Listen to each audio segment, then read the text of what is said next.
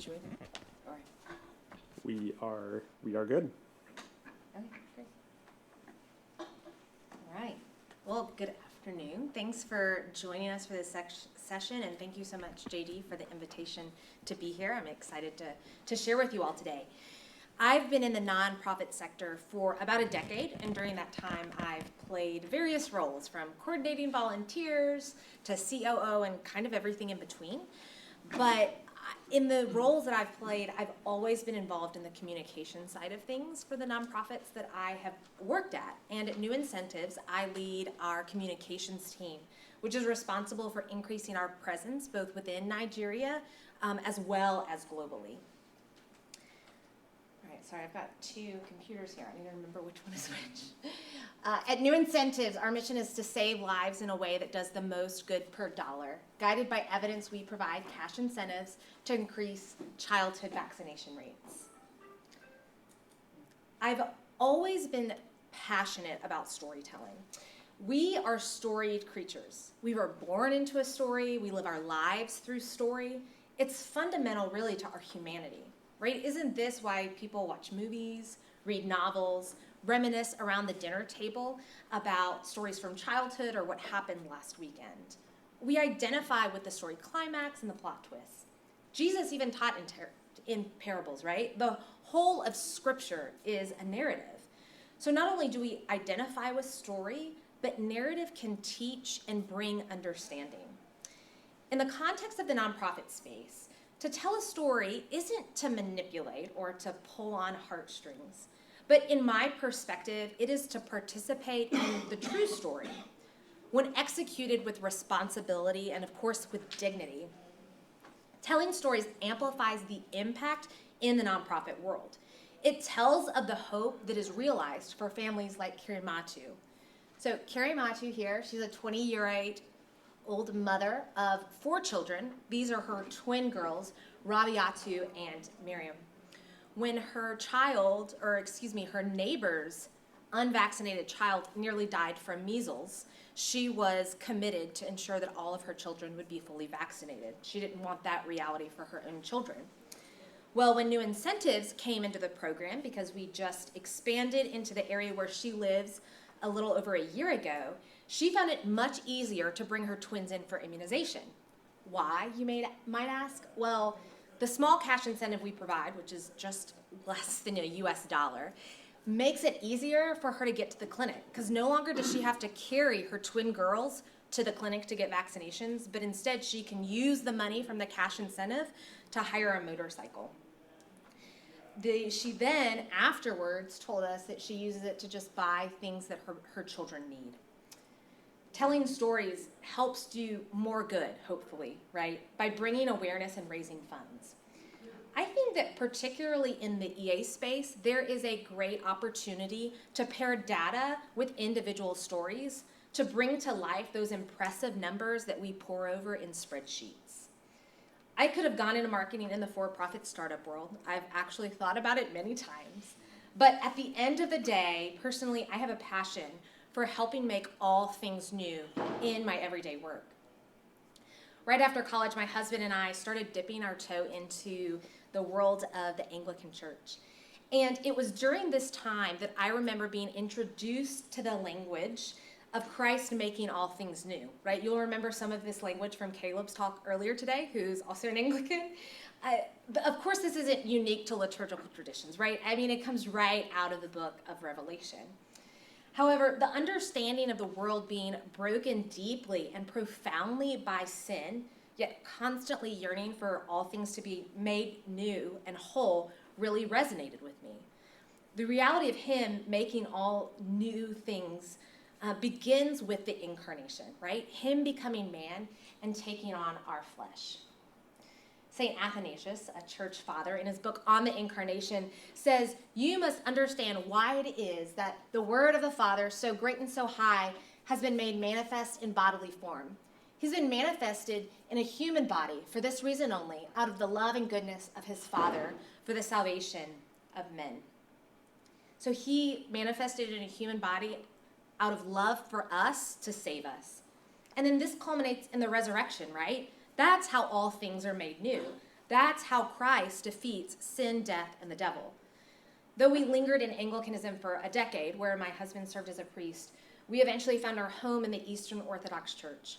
We actually recently celebrated Pascha, which is our Easter. It doesn't coincide with the Western calendar. It was actually May 5th this year. But at our Pascha service, imagine with me, it starts actually on Saturday evening at 11 o'clock. It's actually really dark and somber, with candles littering the sanctuary in people's hands and providing a soft glow next to the icons. We spend the first hour or so singing hymnody that ponders the death and burial of our Savior, recounting passages from Habakkuk and Isaiah, weaving together the foreshadowing of his death throughout the Old Testament, such as Jonah being in the belly of the whale for 3 days. But let me pause for a second and explain this picture. So this is an Orthodox iconostasis. It separates the people from the altar. You'll see a door in the middle and a door on each side. And typically during services, those doors are closed and they're just open for use when the priest or the deacon or altar servers come in and out. This represents a dividing wall between heaven and earth. Each service, the story of salvation is liturgically reenacted. Heaven is brought to earth through the celebration of the Eucharist, which is then brought out to the people. And this is significant for understanding the Pascha celebration. So, right, dark, somber. And then we get to the part of the service, the joyous celebration of proclaiming the resurrection through the hymn, Christ is risen from the dead, trampling down death by death, and upon those in the tombs bestowing life. Right after this happens, the doors of the iconostasis are left open. This is a visual reminder during our Easter celebration that was really powerful to me. When Christ rose from the grave, right, he tore the veil. The doors of heaven were opened. He already defeated death once and will ultimately defeat death for all at his second coming, when, as it says in Revelation, that God will wipe away every tear from their eyes. There will be no more death, sorrow, nor crying. There shall be no more pain, for the former things have passed away. Then he who sat on the throne said, "Behold, I am making all things new." So these two highlights of the Christian story, Christ's birth and his resurrection, really shape, or at least I pray that they shape, every area of my life, creating a narrative by which I make sense of the world. Christ is present in our suffering, both individually and through what's experienced by humanity as a whole. The world is broken, and he ventured into humanity to defeat sin, death, and the devil for us. It's what many call the already not yet. He did defeat sin, death, and the devil when he resurrected from the grave, but they won't fully be destroyed until his second coming, when he establishes his kingdom on earth. Until then, we are called to participate in this new reality and bring heaven to earth now. In our work at New Incentives, we are literally fighting against death. Under 5 mortality rates. You guys are probably a little bit familiar with this, but in the UK, 4 out of 1,000 children will die before their 5th birthday. In the US, that's 6 per 1,000. Nigeria, 107 per 1,000 children will die before their 5th birthday. Over 800 children each year die in Nigeria that are under 5. That's more than 2,200 children that will have to be buried by their parents during the course of this 2-day conference in Nigeria alone. Northern Nigeria, which is where we work, has some of the lowest vaccination rates in the world. And according to some estimates, up to 40% of under 5 deaths in Nigeria are from vaccine preventable diseases. As Christians, I believe this is immensely important for us to wage war against. Disease and death are the result of sin entering the human story in Genesis. And most of us in this room have had some taste of this. Perhaps you've experienced loss in your family, lost a parent, or maybe a friend's child was diagnosed with cancer. Just earlier this week, I was praying for a friend of ours whose 8-month-old was in the hospital with type 1 diabetes and in DKA, which is a life-threatening complication for those with type 1 diabetes. But we must not forget the larger story of disease and death. Our reality down here pales in comparison to those in other parts of the world. This is my daughter, Sophia. She's 10 months old. She is 17 times more likely to celebrate her 5th birthday blowing out the candles on that cake than Aminu is. A child in the UK is 26 times more likely to reach their 5th birthday. The inequity really is shocking. I believe that working toward a world where fewer children die of preventable disease is an extraordinarily important way that Christians can work toward bringing heaven to earth, fighting against the reality of our sin-sick world. So, how can these diseases be prevented? You guessed it, vaccines. Upon the 50th anniversary of the expanded program on immunization, also known as EPI, which is an initiative launched by the World Health Organization in 1974, a study came out which estimated that vaccination programs for 14 pathogens have averted around 154 million deaths over the past 50 years. That's 6 lives every minute for the last 50 years. Not only do vaccines prevent diseases, they're also quite cost effective. A 2016 study by Johns Hopkins University found that for every $1 that's spent on immunization, $16 is saved in healthcare costs, lost wages, and lost productivity due to illness. Taking into account the broader benefits of people living longer, healthier lives, the return on investment rises to $44 per $1 spent. So, why don't kids just get vaccinated? Well, let me ask you all this, and I really want you all to answer this. What obstacles do you face in getting to the doctor for your yearly checkup? Or maybe you have children. Are you ever late for scheduling or miss a preventative care visit? Not that I've ever done that, but what are those obstacles for you guys to just get to the doctor, not because you are super sick and need to go to the emergency room, but just going for a general checkup? Yeah? Well, sometimes you forget to schedule. Yeah, I do that all the time. It just like falls to the bottom of my list. Anyone else? Parking at the Yeah, parking. For me, sometimes it's like figuring out all of our schedules, like my schedule, my husband's schedule, what my kids have going on, all of those things, right? Valid reasons. But let me paint a little bit of a picture of the obstacles that mothers in northern Nigeria face. So these women, which we often refer to as caregivers, are usually living on less than $2 a day. And a good day consists of earning enough food for themselves and their children. Malnutrition is a source of infant death. It's common, but not as common as death from preventable diseases. These caregivers face difficult choices and opportunity costs every day when choosing whether to vaccinate their babies. They have to decide between trying to buy and resell fish, vegetables, or other goods with very limited funds, to going to the field in the hot sun with the hope of gathering enough crop, or going to vaccinate their babies, which may require transport costs to a clinic and much of their day.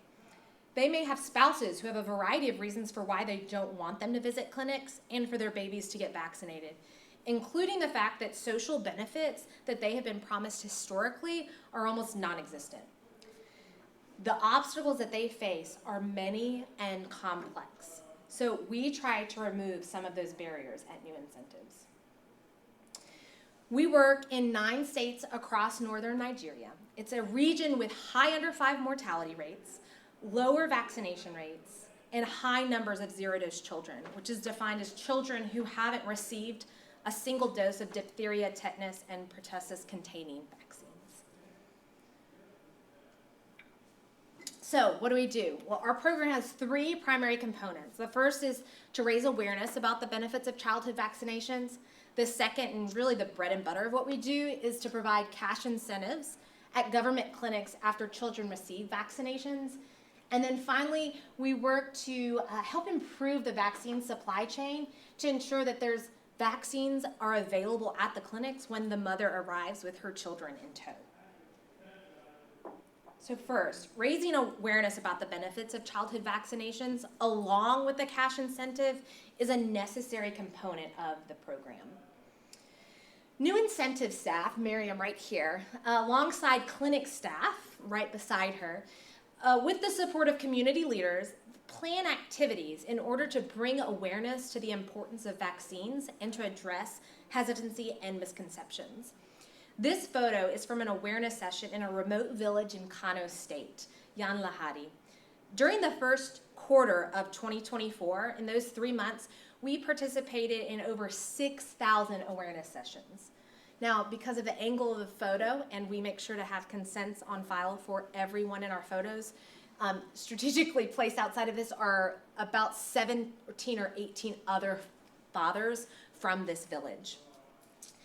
Although mothers are typically the ones to take their children to the clinic for vaccinations, educating fathers about the safety and life-saving benefits of vaccines is crucial for encouraging routine childhood vaccinations. In this cultural context, women in some communities require the permission and consent of their husbands to travel outside the house.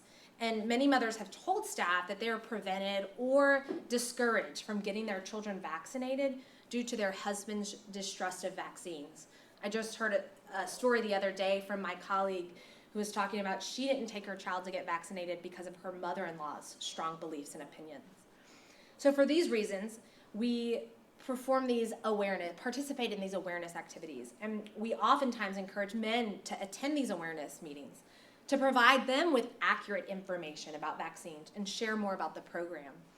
They discuss the diseases that the vaccines prevent, how the vaccines function, including how to handle mild side effects, and they also go over the details of our program, including how and when we provide the cash, the requirements, and then importantly, they always leave ample time at the end to answer questions from anybody who attended and address concerns that they have.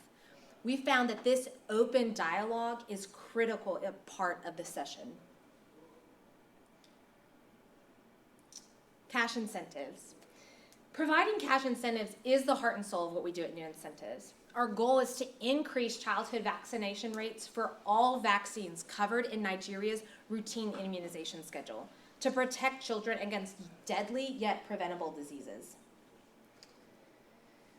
We incentivize each vaccination visit in Nigeria's schedule, providing 1,000 naira, which is less than $1.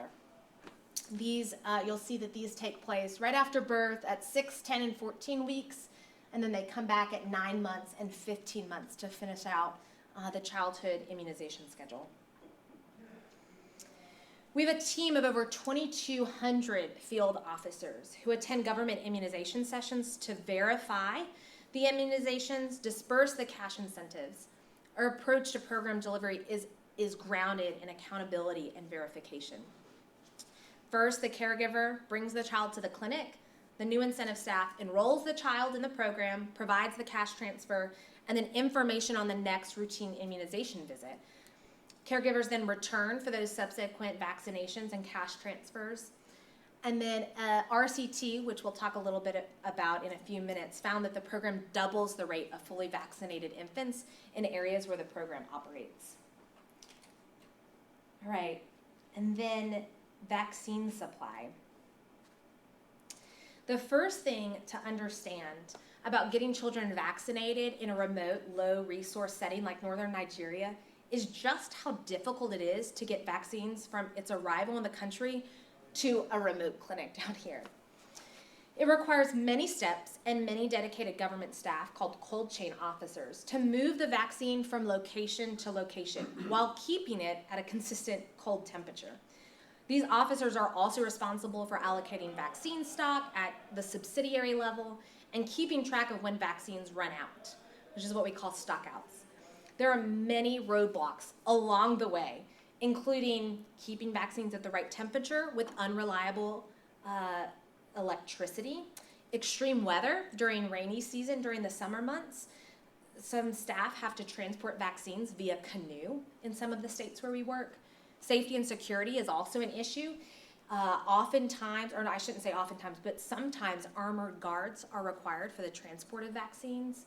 There's funding challenges, and then the sheer remoteness. Some staff have to travel a long way on motorcycle or canoe or foot to reach the location where vaccines are stored at an Apex health facility, which simply just means a larger health facility that has electricity and can store the vaccines, to take it to a clinic or even to a rural village for those to actually be given to children.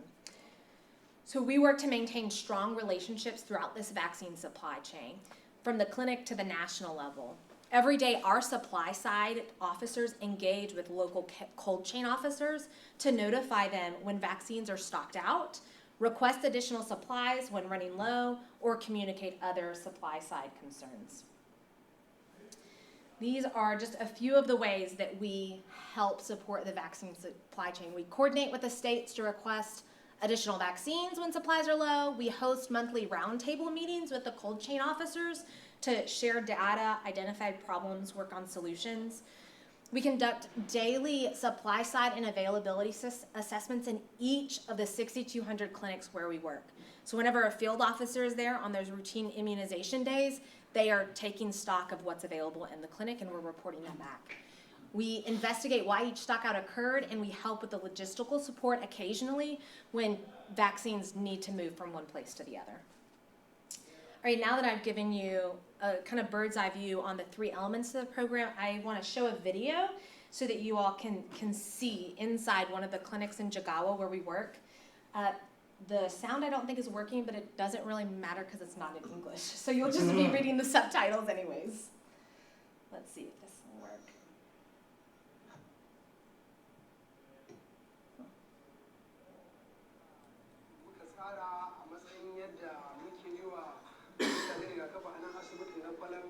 ina yin allurar rigakafi ne ranar litinin talata laraba to gaskiya alhamdulillahi kamar yadda muke samun goyon baya a gurin iyayen yaran da suke kawo mana su kuma da wannan kungiya da ta shigo ta all babies da ta shigo wannan kungiya ta all babies da take yi mana tallafi wajen ba da goyon baya su kansu iyayen yaran su kawo mana yaran cikin kwanciyar hankali.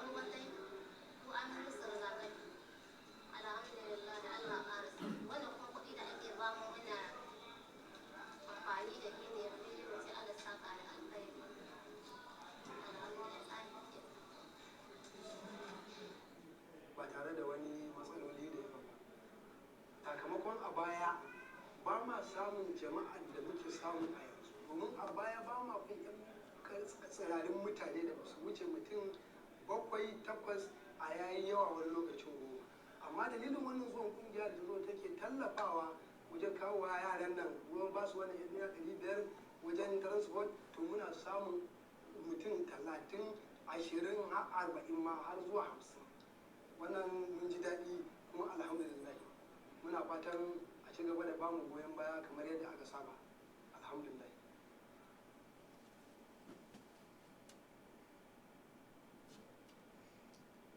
All right, so I don't need that. All right, so showing you a little bit about what the program looks like. Now let's get into what we all like, the data. So New Incentives participated in an independent randomized controlled trial from 2017 to 2020. That was conducted by an independent research firm. That study took place in 167 clinics in northern Nigeria, 84 treatment clinics and 83 control clinics across Katsina, Zamfara, and Jigawa states. The findings of this RCT were that the program increases full vaccination coverage by 108%, a 62% increase in timely measles 1 vaccination, which is important for protecting children at the key development age, and then 180% increase in clinics avoiding stockouts entirely. Since we launched the program, we have enrolled over 3 million infants, dispersed more than 10.9 million cash transfers, and encouraged more than 39 million vaccinations. The growth that we've experienced has been exponential since 2020, when we were named a top charity by GiveWell and started expanding the program at the beginning of 2021. So at that time, we're talking a little over 3 years ago, we were operating in 98 clinics across 3 states. Today, we're operating in over 6,000 clinics across 9 states. Here you can see in 2020 enrollments, I know it's a little bit light on this screen, but we enrolled about 70,000 infants. Last year, we enrolled over 1.5 million, a 21.5 time increase in annual enrollments. Our goal this year is 1.8 million. The number of cash disbursements given and vaccinations encouraged has also grown tremendously. In 2023, there were more than 5 million cash transfers that we gave to mothers or to caregivers, and we encouraged over 20 million vaccinations. The cost to save a life. So GiveWell recently published actually a new cost effectiveness analysis of the program. So before it was roughly around 5,000. Now it's actually a range. 5,000 is actually at the top end. It's between 1,000 and 5,000. And that range is because we operate in different areas in northern Nigeria. So some are more cost effective to work in than others. But that is what GiveWell estimates it costs to avert a death through the program. This equates to being between 11 and 51 times as cost effective as direct cash transfers, which is GiveWell's benchmark for comparing different programs. And this is because of a few reasons. First is the RCT that I mentioned. The RCT showed a large, substantial increase in the number of children receiving routine vaccinations. The second being that there's strong evidence for vaccines reducing childhood mortality. And then finally, GiveWell also believes that there's other benefits later in life, right? So under 5 mortality is a huge outcome of the program, but also reduced mortality later on in life and increases in income later on in life. If you're interested in learning more, you can take a look at GiveWell's website. They just updated their CEA spreadsheet. It's actually a little bit easier to understand, in my opinion, but you can see that breakdown by state and what that looks like. As our founder and CEO, Swetha Janampally says, cost-effective and scalable programs don't just happen. It takes determination to follow the data, grit to develop world-class monitoring systems and processes, and unwavering resolve to iterate until you get it right. For behind the scenes on how we've scaled this cost-effective intervention, you can watch her talk from EA Global last summer. She tells the story of starting new incentives with $300 in her pocket, explaining some of the highs and lows of nearly a decade of piloting, testing, learning, and pivoting to find a proven intervention that cost-effectively saves lives. It's a 55-minute presentation and well worth your time. All right, and finally, Judy asked to talk a little bit about practical career advice. There are probably several in this room that have much more experience than me, especially in high-impact careers. I kind of just stumbled into new incentives 2 years ago, but haven't looked back since. But reflecting on my time at both small community-based nonprofits to my time at an NGO that's laser-focused on cost-effectiveness, there's a few things that stick out to me as tried and true skills that we can all work on developing now that will benefit our careers in the future. The first is to hone and develop your communication skills, right? Both verbal and written. And by written, I don't mean that you need to become a prolific writer using verbose language to paint pictures for donors. I mean that you, as a good worker in whatever field, need to be able to effectively communicate ideas and information in written form. Real-based level that I still do sometimes, like Googling best practices on how to write an efficient email, right? Using things like bullet points, getting to the point quickly, and making sure that your audience easily understands what you're trying to communicate and what next action items are. Verbal communication skills, those are also important. Even if you aren't giving presentations or meeting with donors, being able to communicate your ideas and thoughts is incredibly important. If you're still a student, my best advice is to join the debate team at school. I was involved in speech and debate for many years, and it was incredibly informative for me. If you're early, mid, or even late career, looking into things like Toastmasters, it's a worldwide organization that helps individuals become better public speakers. They have like chapters in 148 countries. But it's never too early or too late, in my opinion, to become a better public speaker. And next is we need to problem solve where we are. It doesn't matter, right, if you're in an internship, if you're well under your career, there are always ways for us to improve a process, develop a workflow, or fix a pain point. So do it. And then the important part, which is I have to remind myself, is to quantify how making that change that you developed improved an outcome.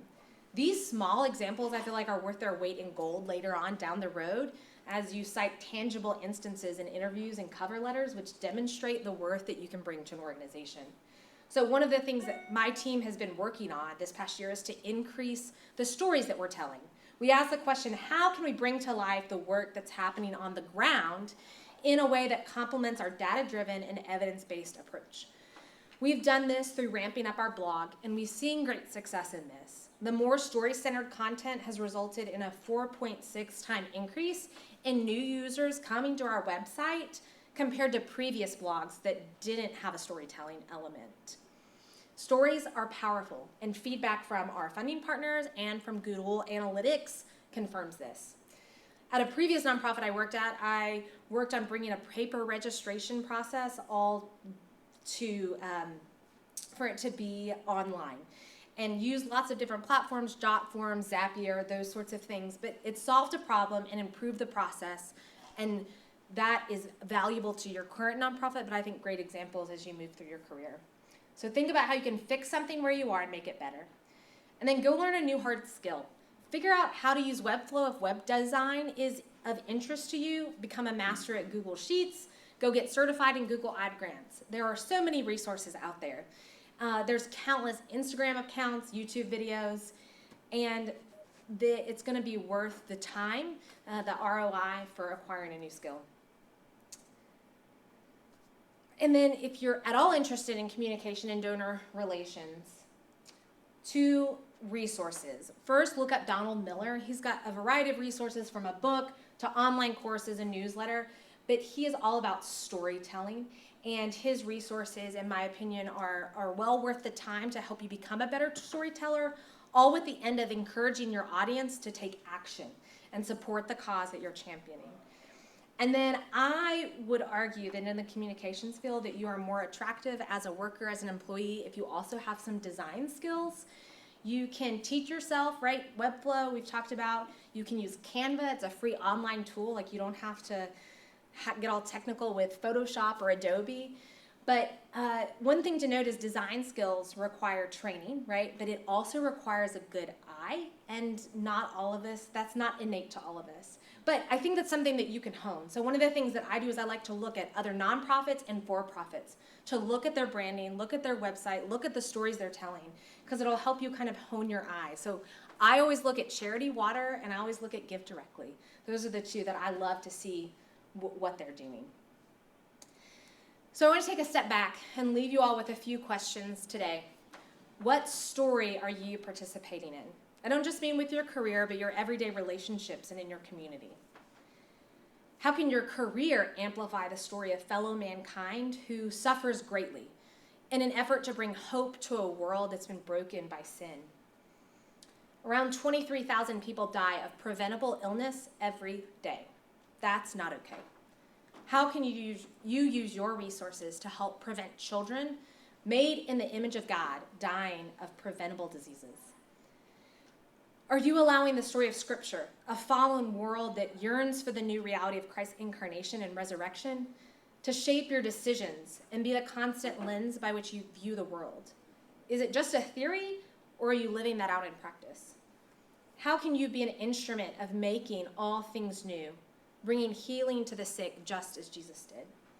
For me, dedicating my life and career to helping tell the story of Khadijah and so many others like her who bring their children in to be vaccinated against diseases that they've witnessed other children die from is a way that I can amplify the impact of a cost-effective intervention. It's how I participate in the true story. Christ is risen, trampling down death by death, and upon the tombs bestowing life. What will your participation look like in fighting in the great story of Christ, making all things new? Thank you.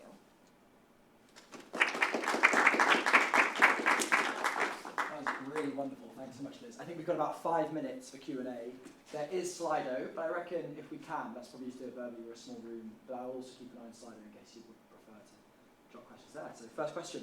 All right, so you said it costs, what, like less than $1 really to provide these incentives to the mothers? Yeah, each visit, so there are 6 visits in the routine immunization schedule in Nigeria. And each one of And is each about one of $1. those is a little bit less than $1, Got the it, got it. conversion How rate and did- stuff. How did you sort of arrive to that as being the sort of the new incentive? And or is there, I mean, probably not in their culture, but is there any sort of resistance that comes from, oh, you're paying us to vaccinate? Yeah. You know, like that you might find here in the US. No, we find it there too. Yeah. Okay. So I guess speaking to the first part of the question, how we arrived at it, so that was through a pilot study that we did at the very beginning when we were determining, okay, what's the right amount to offer? And actually it wasn't 1,000 Naira. It used to be 500 Naira. And then we actually, when we added on the 6th visit, because Nigeria's routine immunization schedule changed, that last measles visit I think was more like 2,000 Naira, because we wanted to encourage people to come through the process. But last summer we changed that, and it was because of feedback we got from caregivers, from clinic staff, from government stakeholders, that we needed to increase the amount per visit because of the economic state in Nigeria. The value of the Naira has fallen. They've removed fuel subsidies, and so just it's a dynamic changing landscape. And so that has actually changed based on like what we're finding in practice and feedback we're getting from stakeholders. So that's your first question. Let's see. The second question was, resistance to providing money. So I'll give you an anecdote for this. So my colleague, Misbahu, he's based in northern Nigeria. He's our full-time communication associate on the ground. He was telling the story, I think the father's name is never mind. Okay, the father, I can picture him in my head. I could show you a picture. But when his daughter was born, considering vaccinations, you know, there's lots of cultural, religious, traditional norms that these parents struggle with. And so one of his questions was, why are they giving us money? Like, is this going to harm me? Like, what's the purpose of this? So he decided to go to the clinic, the clinic that's closest to his house, and he talked to the routine immunization provider. So this is a government health worker, not one of our field officers, and just said, why are they giving us money? And he said, it's simply to help. I think his response was, well, oftentimes the fathers, you all won't give money to go buy, in essence, ibuprofen for the kids afterwards. So we give it to you all, right? For use for transportation, and they can use it for whatever they want, right? But oftentimes it's used for transportation. Sometimes they'll go buy medicine. And so just the explanation was very assuring to him. But yes, we definitely experienced that. Yeah. Any other questions? Yeah. Do you have any resources specifically on like your presentation, like you had a bunch of data and it formed very clear stories and interviewed with like individual. Do you like have any specific how to get good at that resources? So I would say Donald Miller is probably my go-to starting point if you want to be a better storyteller. He's the marketing book? Yeah, he's got lots of things. He's got a marketing book. He's got like online courses. He's got a blog. He's got podcast. Typical of an author. Like there's paid resources out there, but there's also free resources out there. A lot of his stuff is geared to. He's a business guy. He's an entrepreneur. A lot of it is geared toward just telling the story of a company and getting them to buy the product. But it's really the same in the nonprofit space because you also are trying to get them to buy into whatever your idea is, right? It's just the exchange of what they get in return is not tangible, right?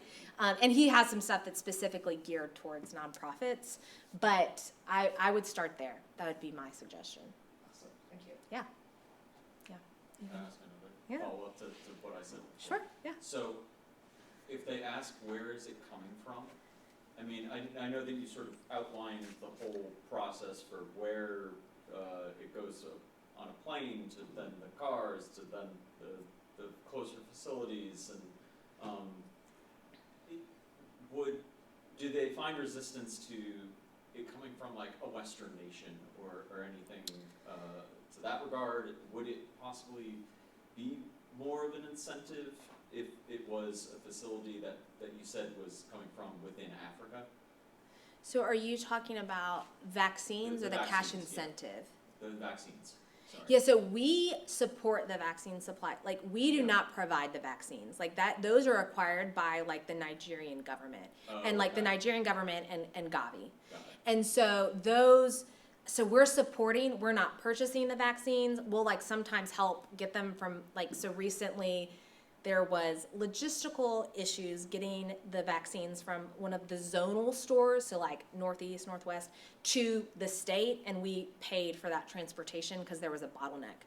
But that is the government, so they are not, I mean, vaccines are manufactured all over the place. There's actually a lot now, like I think Africa is gonna be increasing its vaccine production in the next, I don't know what the time frame is. So does that answer your question? Yeah, Okay. I was Yeah. just curious as to Yeah. like where the starting point was on that sort of that graph. Yeah, I mean, I think, right, with vaccines being manufactured all over the place, I think Yeah. sometimes they might originate in Africa and oftentimes maybe in Europe. I'm not really sure where that manufacturing facility is, but I don't think that that's, I have not heard that being a stumbling block per se. Well, that's good, right? Yeah, for sure. Is there a final question? Cost of time? If not, I'm going to steal it. Yeah, I'm really interested in terms of the way both good storytelling and good data play into each other, and can like those two things coming together is really powerful. In terms of the storytelling side, like sometimes it feels like storytelling's a bit of an arms race. Like who can tell the best story? You can be really good at telling stories without necessarily having good data backing your intervention. You guys are one of the people who are telling good stories and having a wonderfully effective intervention. Yeah. But does it feel sort of like dangerous on the storytelling side? Because actually lots of people are really good at telling wonderful stories, and actually their charity maybe doesn't like do that much good. But how do you relate to that as an issue? Yeah, yes. So there are some great charities out there that tell good stories, and there are some not so great charities out there that tell really good stories. And so I just think that's the beauty that I think EA can shine in, that if we can marry together the data and the personal human side of things, which I think even as Christians we should be more invested in that, because yes, the enrolling 3 million infants is great, right? Like, but do we really think about like the gravity of that number? That's like 3 million souls, right, who have been affected by the program. There are, you know, if you take the percentage of that of how many would have died from a preventable disease, and you talk about like the story of Muhammad right here, and he has a better chance of celebrating his 5th birthday now because his mother had the resources to overcome obstacles to get him vaccinated. So there is, I think there's a magic there that can happen. And yeah, it is a little bit frustrating to me when I see nonprofits tell really good stories, and I'm like, yeah, but is that really the best way to do that? So I mean, but that's just part of it, and I think that's part of like being as Christians. I think we're called to whatever we're doing, we're to do it with excellence. And so in my mind, like, I think EA's got that down on the data side of excellence, but how can we transfer that over to the individual stories that we're telling? Makes sense. So, Awesome. Should probably wrap up there. But let's Yeah. pray for you really quickly before we Okay. wrap up. great, thanks. Father God, thank you for all of the beautiful work that you and Centres are doing, and in particular that Liz is doing as part of the organisation. Thank you that you see every child who is additionally vaccinated. You see every family who potentially is spared a horrendous moment of losing their precious child. And yeah, we thank you for just how wonderfully effective this organisation is at caring for those that you care for so dearly. We pray that they would continue to grow in effectiveness and scale. And yeah, thank you in particular for all that Liz faithfully does to get the story out there, to communicate it so instantly. And we pray that you would bless her and her family and the wider organisation. Amen.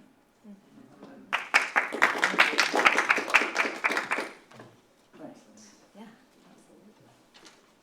Okay, thanks. I need to get this back to A Ashley. little note. Oh, thank Thanks you. for All right.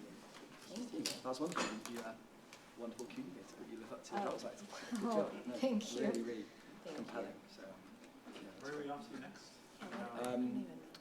depends which session you're going to, I guess. So, have a Come look on, in you don't Swapcard. have the app? I just, I'm just kidding. I'm just kidding. I was looking for the office hours.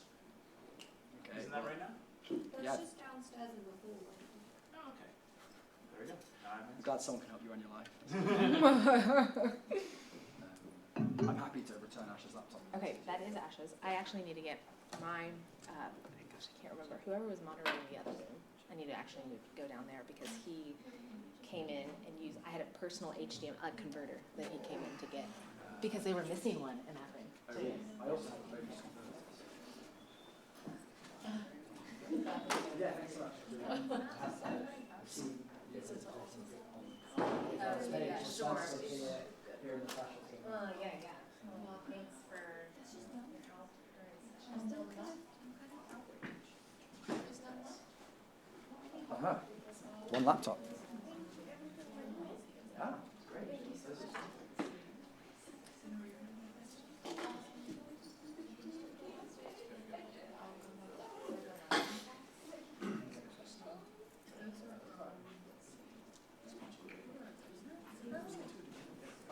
That's what I was trying to say last night.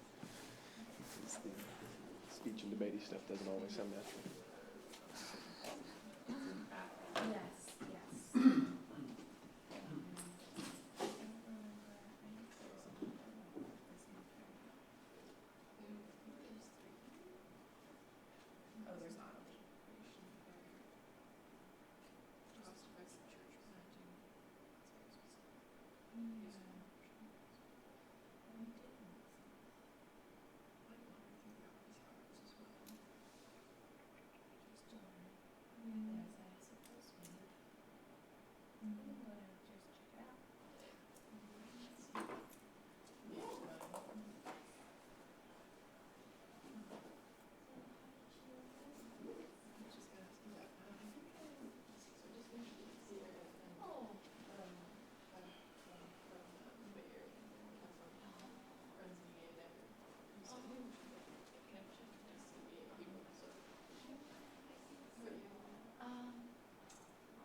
One of the speakers actually.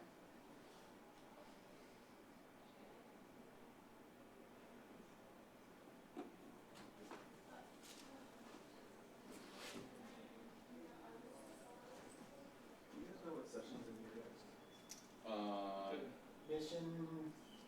Missionary ventures or The something? lightning conference? Yeah. I'm in the right place. Yes. The Bible thing. Right. So who have we got?